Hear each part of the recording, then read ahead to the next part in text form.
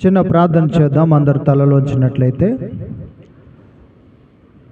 పరిశుద్ధుడా, జీవాధిపతి, జీవం కలిగిన దేవా, నీకే స్తోత్రాలు తండ్రి. ఇంతవరకు నాయనా నీ బిడ్డలందరూ కూడా చక్కని పాటలు పాడి నిన్ను స్తుతించారు తండ్రి. నీకు స్తోత్రాలు. నీ ఆత్మచేత మమ్మల్ని నడిపిస్తున్నందుకు నీ స్తోత్రాలు. ఈ సమయంలో తండ్రి మేము వాక్యాన్ని ధ్యానం చేయుచుండగా ప్రభా తండ్రి, ఈ యొక్క విన్న వాక్యము మా హృదయములలో భద్రపరచండి. వినగలే శక్తిని మాకు దయచేయండి.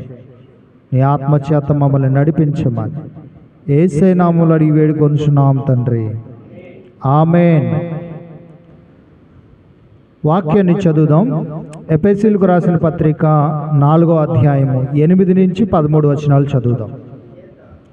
అందుచేత ఆయన ఆరోహణమైనప్పుడు శరను శరగా పట్టుకొని పోయి మనుషులకు ఈవులను అనుగ్రహించెనని చెప్పబడి ఉన్నది.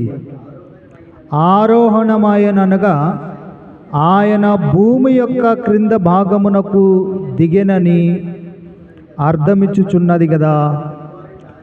దిగువాడు తానే సమస్తమును నింపునట్లు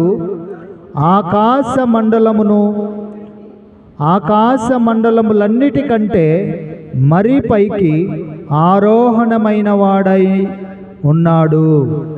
మనమందరము విశ్వాస విషయంలోనూ దేవుని కుమారుని గూర్చిన జ్ఞాన విషయములలోనూ ఏకాత్మము పొంది సంపూర్ణ పురుషుల మగు వరకు, అనగా క్రీస్తునకు కలిగిన సంపూర్ణతకు సమానమైన సంపూర్ణత గలవారమగు వరకు ఆయన ఇలాగు నియమించెను.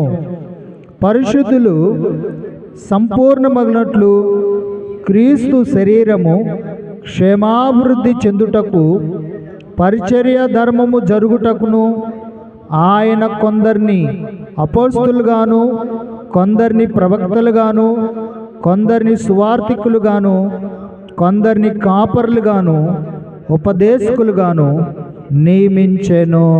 ఆమేన్. విన్న వాక్యము మన వినికిడిలో దేవుడు దీవించునుగాక. ఆమేన్. మనము ఈ వాక్యాన్ని కొద్ది నిమిషాలు ధ్యానం చేద్దాం. అందరూ కూడా